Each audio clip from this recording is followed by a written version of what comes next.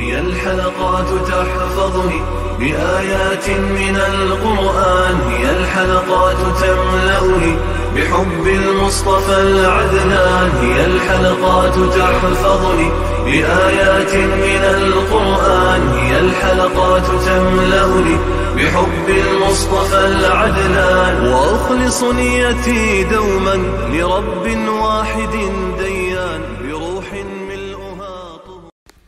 Sure Haşir tefsiri 8. ayetinden başlayıp okuyayım inşallah. Bismillah, elhamdülillah ve salatu ve selamu ala Resulillah. Esselamu aleyküm ve rahmetullahi ve berekatuhu. Dövende diktanlığa İbn Kathir rahimuhullah'ın Kur'an-ı Kerim tefsiri Uygurca tercümesi Haşir suresi 8. ayetinden başlayıp okuyayım inşallah.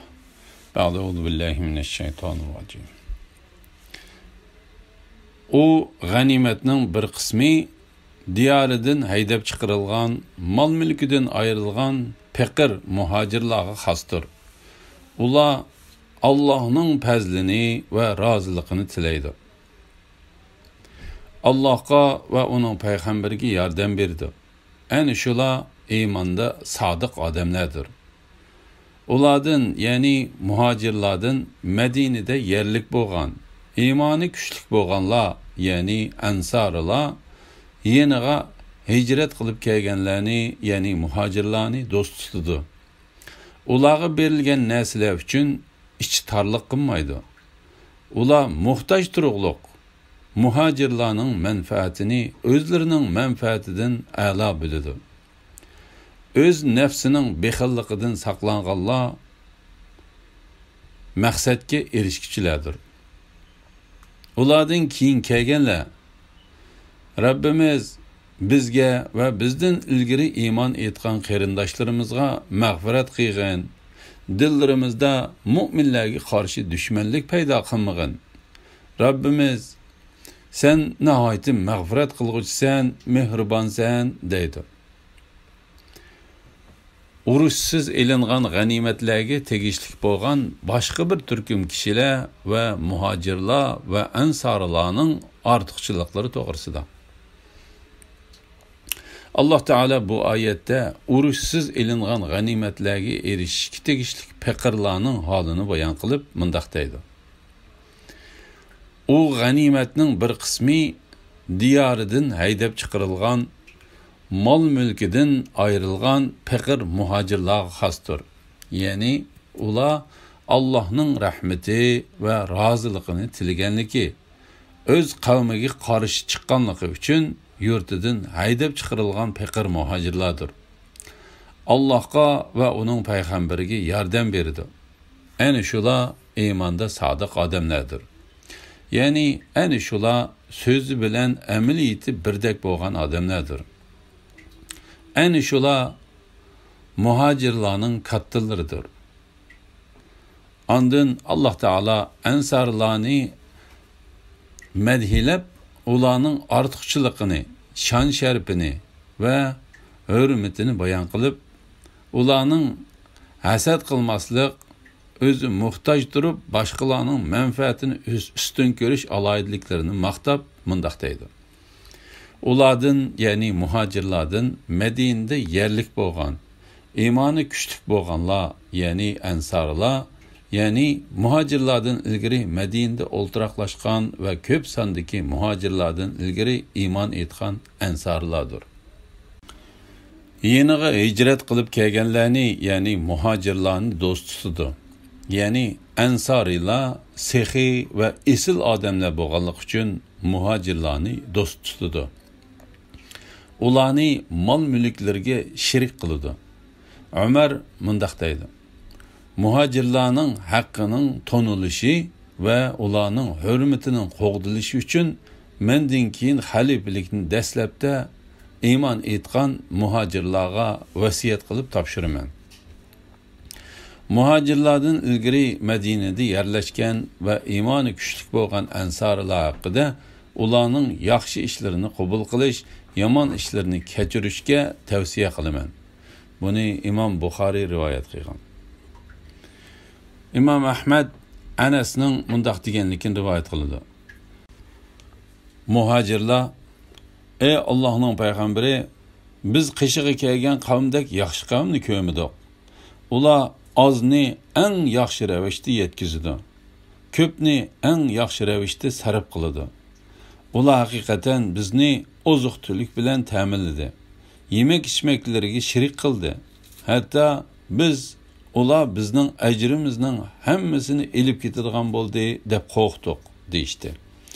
Payg'ambar alayhisalom, yo'q, ularni maqtashinglar va ular uchun Alloh taologa duo qilishinglar yetarlikdir dedi. La ilaha illalloh Muhammad rasululloh. İmam Buxoriy Anas ibn Malikning mundaq deganligini rivoyat qiladi. Payg'ambar alayhisalom ansarlarga Bahraynni bölüp berish uchun ularni chaqirdi. Ular biz olmaymiz, lekin muhacir qarindoshlarimizni shuning o'xshash joy bölüp bersang, ondan uni qabul qilamiz deydi. Payg'ambar alayhisalom, undaqda uni sizlarga bölüp bermayman. Sizlar menga uchrashganiga qadar sabr qilinglar. Mendan keyin sizlarga g'animatlarni taqsim qilishda tengsizlik bo'ladi dedi.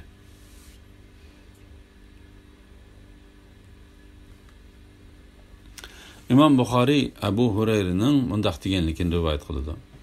Ansarlar xormizorlikni biz bilan muhacir qarindoshlarimizning orasida taqsim qilib bergan dedi. Payg'ambar alayhisalom yo'q dedi. Ular undaqda muhacir qarindoshlarimiz xormizorlikning ishlariga yordamlashib bersin. Biz ularni bog'dan chiqqan mahsulotga shirik qilayli dedi. Muhacirlar bo'ladi, shunda qilayli dedi.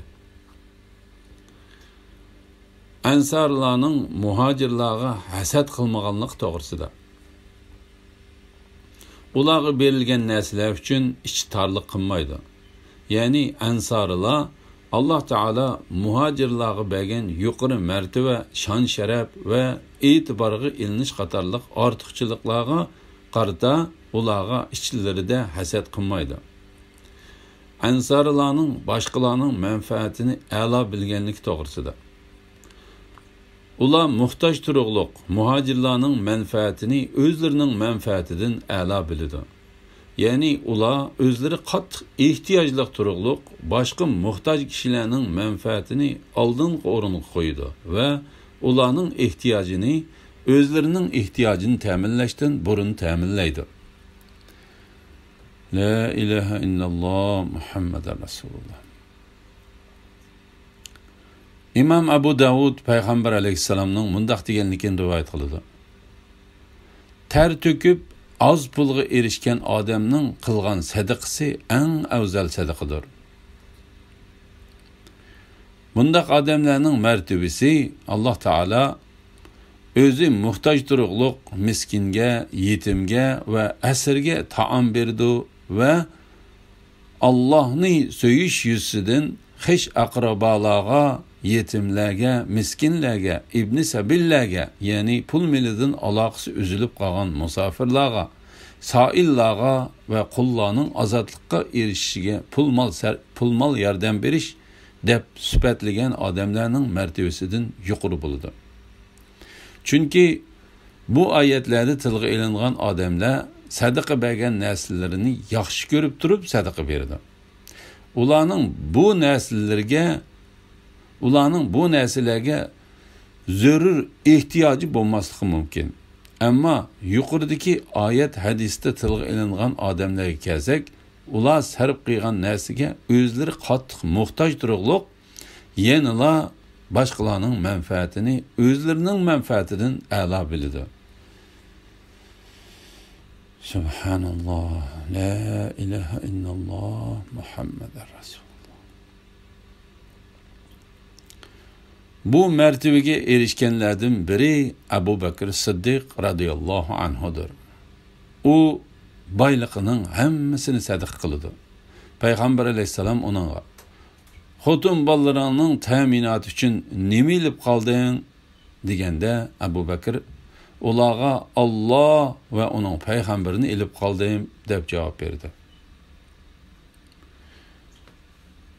Yarmuk urushida yaralangan Ekrime ve onun iki hemrahiga tenglengen sumu bu mertebege iki kişilerinin amelinden hesaplandı. Bularning her biri qattiq yaralangan. Suga intayin muhtaç turuqluq özüge tenglengen suni yenidiki hemrahi berişke buyuruydu. Umu yenidiki hemrahi berişke buyuruydu. Şunda qılıp bu su 3. adamga yetib bormasdan ularning hammasi o'lib ketadi. Ulardan birimi bu suvni icholmaydi. Allah ulardan rozi bo'lsin va ularni memnun qilsin. La ilaha illalloh Muhammadur Rasululloh. İmam Buxoriy Abu Hurayraning mundaq deganligini rivoyat qiladi. Bir odam payg'ambar alayhisalomning yoniga kelib, "Ey Allohning payg'ambari, men och qoldim" dedi. Payg'ambar alayhisalom ayollarning yeniga odam avatib, ularda uning bagidek birer nas topolmagandan keyin bu kecha bu odamni mehmon qiladigan birer odam yo'qmi? Allah uningga marhamat qiladi dedi. Ansarlardan bir odam o'rnidan turib, "Ey Allohning payg'ambari, uni men mehmon qilay" dedi. Ondan u uyga berib ayoliga, "Bu odam payg'ambar alayhisalomning mehmini, uningdan hech narsani ayamang" dedi. Ayoli, "Allohning nomi bilan qasamki, uyda bolalarga beradigan yemekliklardan boshqa narsa yo'q" dedi. O odam, "Bolalar kechki tomoq yeydigan vaqt bo'lganda ularni uxlatib, ondan tomoqni dasturxonga ilib keling. Ondan mehmonning tomoqini tartinmay yeyish uchun chiroqni puvligan bo'lib o'chirib eting. Bu kecha biz tomoq yemay qo'soqlarimizni pukib o'tkazayli" dedi. Onun ayoli erining degandek qildi. La ilaha illalloh Muhammadur Rasululloh.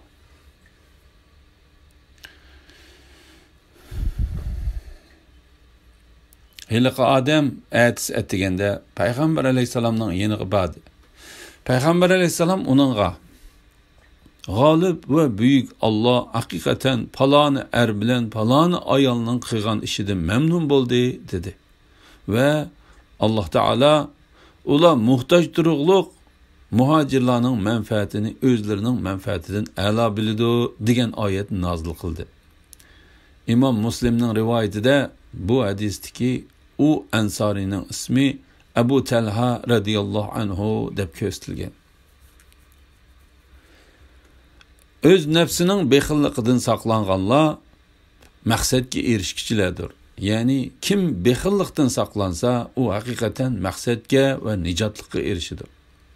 İmam Ahmad Jabir ibn Abdullahdan payg'ambar alayhisalomning mundaq deganligini rivoyat qildi.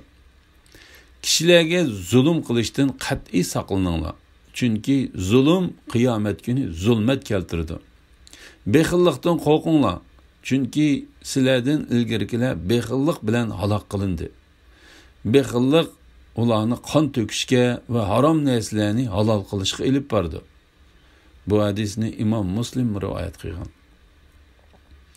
İbn Abu Hatem Aswad ibn Hilalning mundaq deganligini rivoyat qildi. Bir odam Abdullahning qishig'iga kelib, "Ey Abdullah, men o'zimni haqiqatan halok bo'ldimmikin deb qo'rqyapman" dedi. Abdullah uningga, "Nimishqa?" dedi.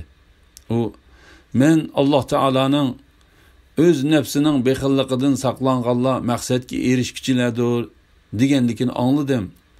Men bir bexil odamman. Qo'limdan hech narsa chiqarmag'ili tas qolaman" dedi. Abdullah, bu Allah Taala Qur'onda tilga olgan bexillik emas.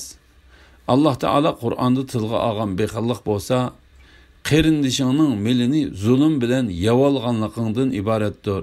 Lekin sening bu bexilligingga kelsak, bu bir yomon illat dedi.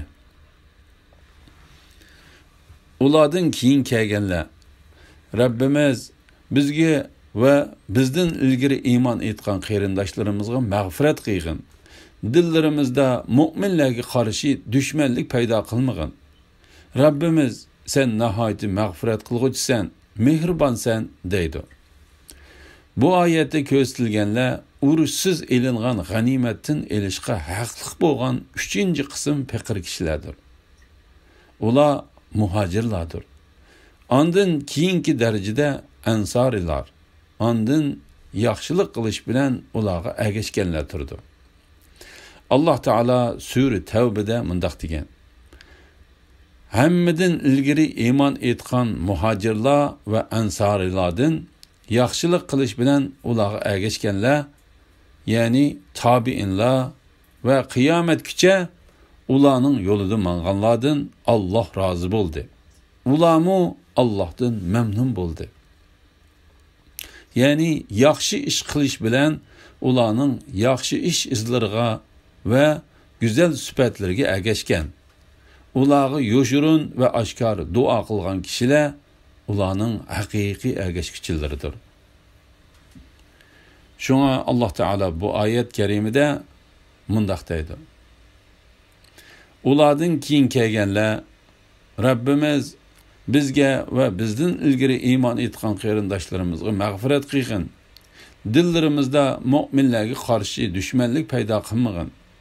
Rabbimiz sen nihoyatda mag'firat qilguvchisan, mehribonsan deydi. İmam Malik bu ayet-i kerimde sahabelerge til tekkizadigan Rafidaning urushsiz elingan g'animatlardan nasibisi yo'q deb nihoyat yaxshi hukm chiqardi. Chunki ular Alloh taolo Rabbimiz bizga va bizdan ilgari iymon etgan qarindoshlarimizga mag'firat qilgin. Dillarimizda mu'minlarga qarshi dushmanlik paydo qilmagin.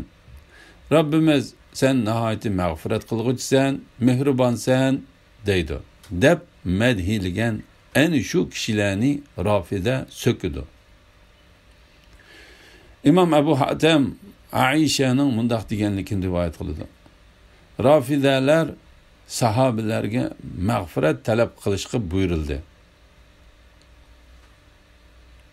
Lekin ular sahabelarga til tekkizdi. Ondan Aisha radhiyallohu anha ulardan keyin kelganlar Rabbimiz bizga va bizdan ilgari iymon etgan qarindoshlarimizga mag'firat qilgin. Dillarimizda mu'minlarga qarshi dushmanlik paydo qilmagin. Rabbimiz sen nihoyatda mag'firat qilguvchisan, mehribonsan deydi degan bu oyatni o'qidi. Alhamdulillah, yuqorida sura Hashr tafsiridan 10-oyatgacha angladinglar. Oxirini keyin qaytamliq o'qishimizda davomlashtiramiz inshaalloh. Va sallallohu ala Muhammad va ala alihi va sahbihi ajma'in. Assalomu alaykum va rahmatullohi va barakatuh.